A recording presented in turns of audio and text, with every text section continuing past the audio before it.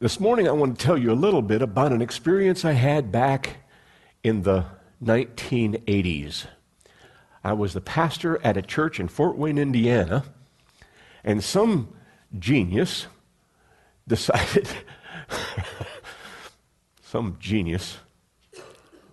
we were going to do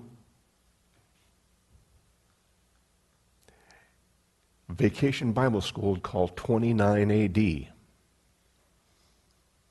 29 AD, if you weren't alive in the 1980s or you were somewhere else, was a program where everybody in the church became a person that was alive in Jesus' day. And you became one of the craftsmen of that day, whether it was someone who ran the household and you cooked bread according to the customs of that day, or a carpenter or something else. And they said, okay, Pastor Bob, you're going to become the potter. I'd never done anything with pottery in my whole life.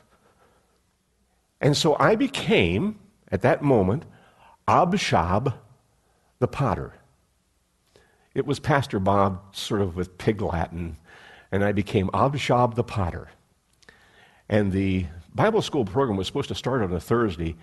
By Wednesday of that week, I had still never ever thrown a single pot.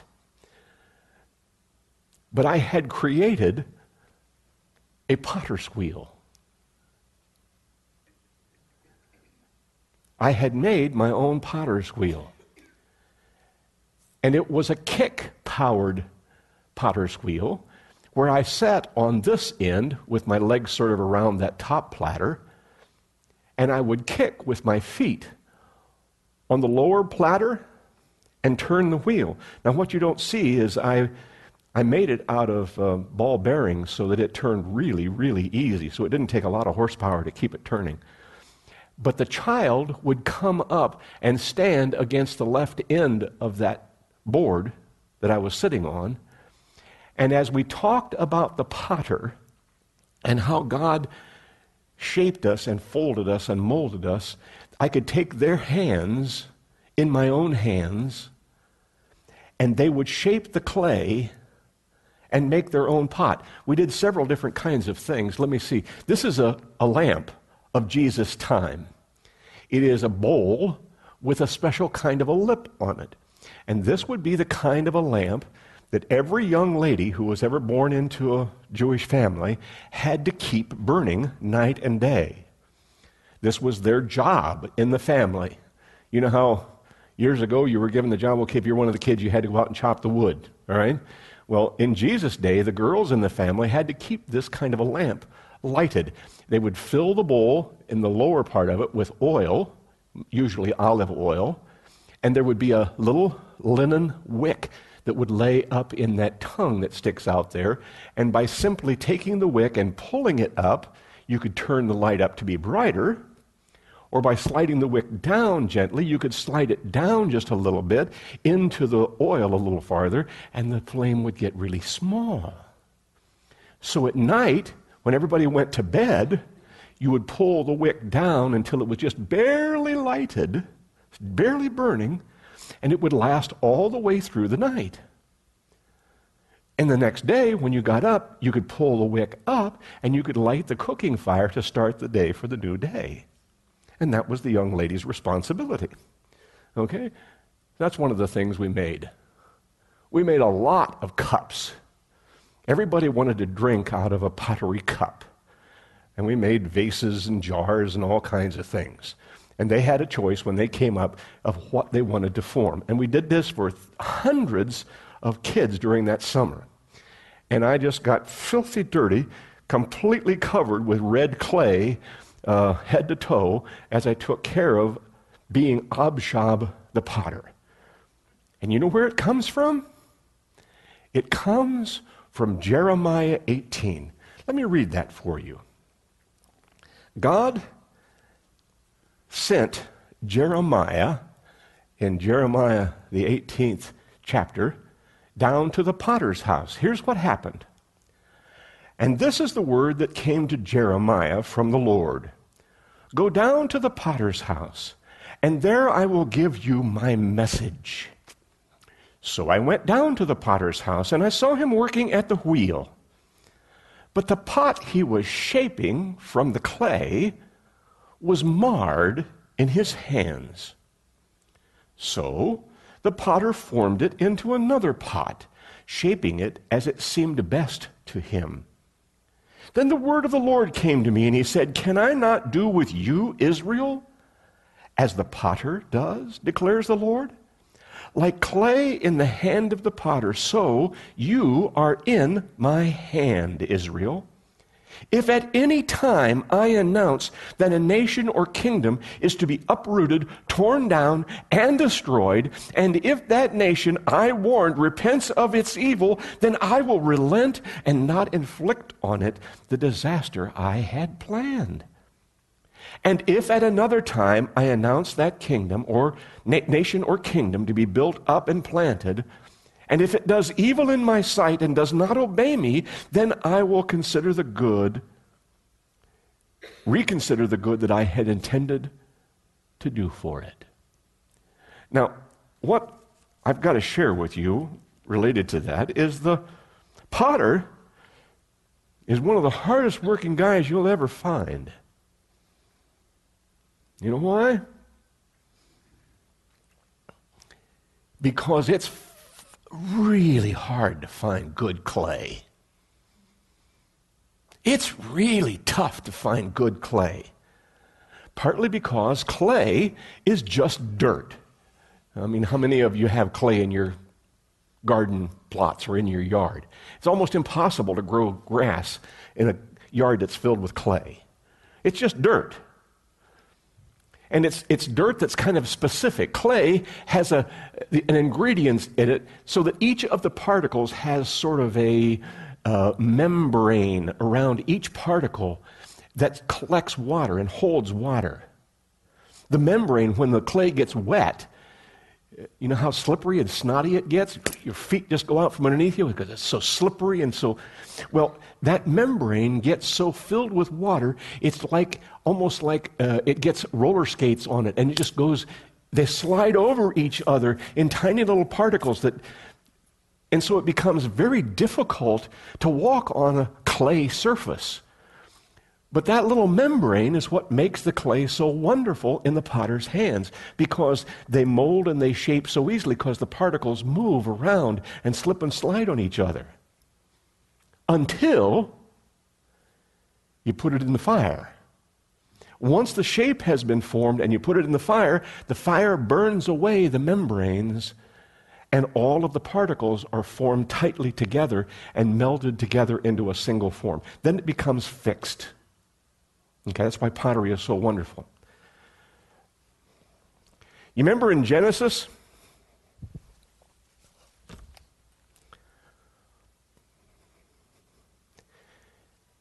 God created man. Remember the story of Adam? What did he use? A tree? A stone? Grass? No. He took the dirt of the earth, the stuff that makes up the earth that he had just created. And he shaped it and he formed it. And he molded it into exactly the thing that he wanted to create, exactly what was in his mind. It was perfect. Remember, nothing that he had made was imperfect. It was all just the way he wanted it to be. And then into that vessel of clay, he breathed a part of himself. When I have funeral services and we stand at the cemetery and we're about ready to put the casket into the vault underneath the ground, I always say the same thing. We can't take this vessel of clay into the next world. We can't take it. So there has to be a point at which we put this vessel of clay that came from the earth back into the earth from which it was formed. But the part of us that had never been a part of this earth goes to be back with the one who gave it to us. You see, the reason why the potter is such a powerful message is because God took dirt and formed something awesome. He took clay and formed something incredible. So why would he take Jeremiah to the potter's house and let him watch the potter struggle with an imperfect lump of clay? Because every potter works and struggles with the imperfect clay. Months before a pot is ever formed, that potter is spending time out in the field digging that clay out of the earth and soaking it up in water and soaking it to the point where that slurry becomes so wet and so almost like soupy that when he puts a piece of very tightly woven cloth on top of a basket, he can actually work the clay through the cloth. And the cloth works like a filter that takes all the stones out of the clay. It takes all the chunks of weeds and roots and all branches and all that kind of organic stuff, and he works the clay through, but all that stuff stays on top of the cloth. And the clay oozes down through and becomes purified by the filtering that he's doing. And he may do that 2 or 3 or 4 times, depending on how much he wants to work on the clay. And he'll put that through the cloth and the filter and keep working to take out the lumps and the imperfections and the stones and the chunks. And when he gets done, he has a bowl full of soupy clay, completely unusable. And over the weeks and months, it begins to dry out, and he works it with his hands, and he kneads it, and he molds it. He keeps working with it until finally he has the consistent quality of that clay exactly the way he wants it. Mostly. But no potter ever gets it right perfect, because there's always junk in the clay. I used to hate it when I would be making a pot and there'd be a little piece of stone or something that had gotten in the clay. Do you realize what happens when you're playing with the clay and you're doing this thing and you're having this great time and it's beginning to take shape, and all of a sudden your finger hits a little sharp stone on the side of that pot that you're making, and all of a sudden the clay just goes and becomes worthless. It was just one little tiny... I worked my fingers through the clay to try and find what went wrong, and it's just this tiny junk thing. It shouldn't have caused that kind of problem, but it got out on the surface, and as soon as my finger hit it, all that slippery stuff, and then that one little pebble ruined the play, the piece I was trying to make. You know something else I learned? Never, ever, ever prepare clay and then put it in a wooden box so that you can carry it with you. Because something strange happens when you put a beautifully prepared piece of clay against a wooden box at the side of a wooden carton. Because the wood leaches the moisture out of the clay and it makes a hard spot in the clay. Much different in texture than what the rest of the clay is. And if you try and throw that pot without starting all over again, you come to that hard spot that has dried out, and all of a sudden, the pot is ruined in your hand again. Boy, I threw a lot of pots away. Start it all over. I want to share with you. You see, I'm carrying around this piece of paper. This happens to be the newsletter from our Wesleyan district, Kansas district. You know what it says? We have a sanctification gap. That's what it says. I didn't say that. That's what this says. Our district superintendent says, I want everybody to know we have a sanctification gap. We were at the pastor's meeting this week. You know what the pastor said? We're having a sanctification gap. We talk a good game. We teach a good game. We teach it the way we've always taught it. But we're not living it out like we talk about it sometimes. And you know why? Because we are God's clay held in a wooden box. We're in a world where it's become fashionable to be angry people. And some of that leaches out the Spirit of God that is in us. And we believe because we hear on the broadcast news, or we hear on the newspaper, or we hear on the television.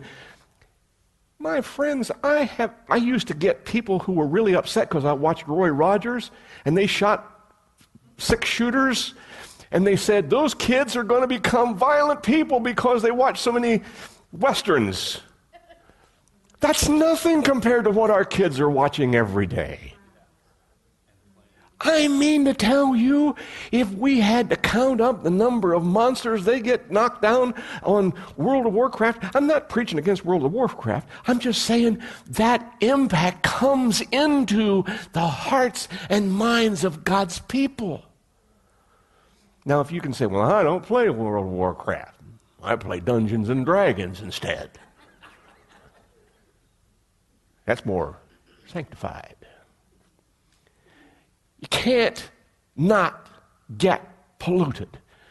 Every time I mowed the grass out in front of my parsonage, little chips of grass and chunks that I'd blow up from the yard would get over into my box of clay.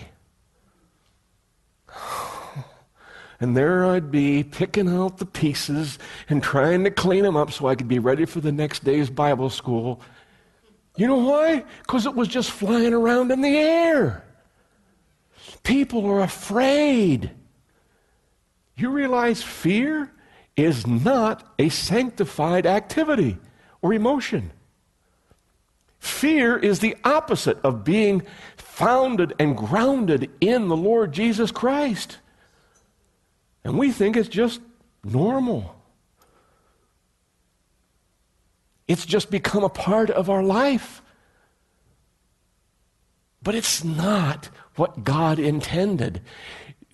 Jesus didn't say, you guys go ahead and be afraid. It's all right.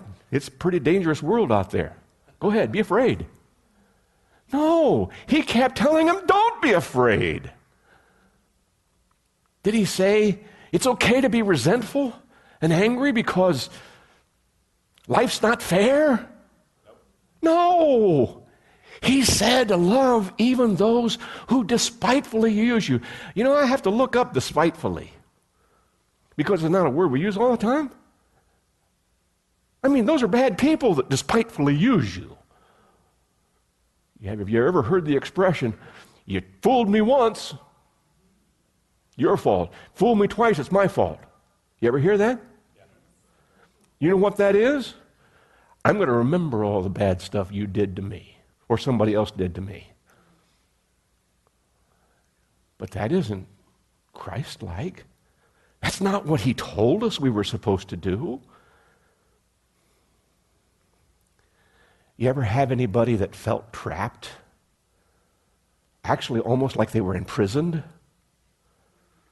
Anxious about the future, of not knowing what to look forward to the next day? None of those things, fear, anger, resentment, or feeling trapped and persecuted, are elements of the sanctified, holy life. And yet that's the world we live in, and we are in the process of living our way through it. And God takes us, and he molds us, and he shapes us, and he says, come on now. Come on, I want to do something beautiful here. I want to do something exciting here. I want to make something incredible happen here. But only if you let me purify your heart. Purify your spirit. Purify those emotions. Every time we feel fear, it's an indication we do not have the full anointing of God's love. Perfect love drives out fear. Every single time we look at the future and we say, what's going to happen if? And you fill in the blank. Every one of us can fill in a blank a different way. We're actually saying, God, I'm not sure I can depend on you again this time. We had a pastor whose whole message was the encouragement that Joshua was given by God to send men from every tribe down into the bottom of the Jordan River when it went dry and pick up those stones of Gilgad and bring them up and stack them up along the side of the Jordan River as a memorial for what God had done to deliver them in 40 years, and then to walk all the way through the Jordan River, dry land. We forget how much God has done for us in the past. We forget how good he has been. And we fall back into fear. Every time we feel like, oh, if only so-and-so hadn't done this thing, if only so-and-so hadn't been this way or hadn't said this word, if only it had been a little different. We forget that he told us, forgive radically. You know, resentment is simply a fact that we are not ready to forgive. His word tells us we can be free of resentment, bitterness, and rancor and regret just by pouring out forgiveness. Amen? We forget that it's a part of our job to forgive because it frees us to be holy. And every time we feel trapped, you know what we're saying to ourselves? The lie that we're telling ourselves? God can't rescue me today. This is the way it's always going to be. There's no hope for me. I'm stuck.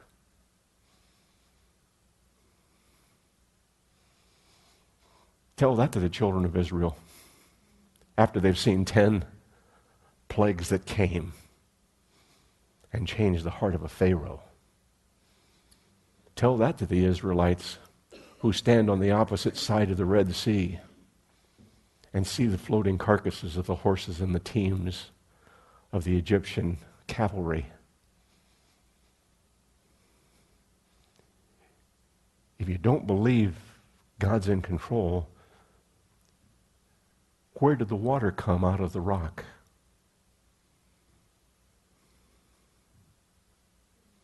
Or manna come every morning? Jesus Christ said, I have come to show you my authority, my power, my grace that I'm going to pour out on you, and you don't have to worry about the future.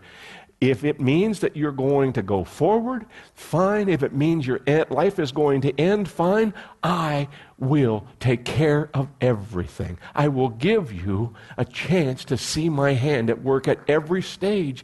Let me tell you, that's being sanctified. That is living the life that is yielded to the Lord Jesus Christ. Do we have a sanctification gap? Sure. Some more than others. Personally, I feel like I'm in pretty good shape. It's all you folks out there that have to worry. Yeah, see, there I have a sanctification gap, Sam. See, you see what I'm telling you? Because that's not what Jesus told us to do either. We had a whole bunch of pastors together this week. And, you know, when they went around the room and they told about where all they were from, what denomination they were from, and they talked about this one, they talked about that one, they talked about this one, and they even had a Baptist in there, and he was Pentecostal Baptist. How did he get in that group? We made him sit at a table all by himself. Didn't want him polluting us, our Wesleyan tradition. No, we didn't.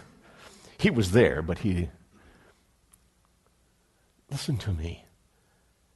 If we don't understand God's grace, if we don't understand what he's done for us and how he came to give us a chance to live free, live without fear, without anger, without resentment, without feeling panicked about our future. We just need to sit down at the feet of Jesus and learn again. I sent an email out to the leadership team of the church, anybody who had any kind of a role in leadership this week, and had a little video in there. And it talked about what we need to do for 2018.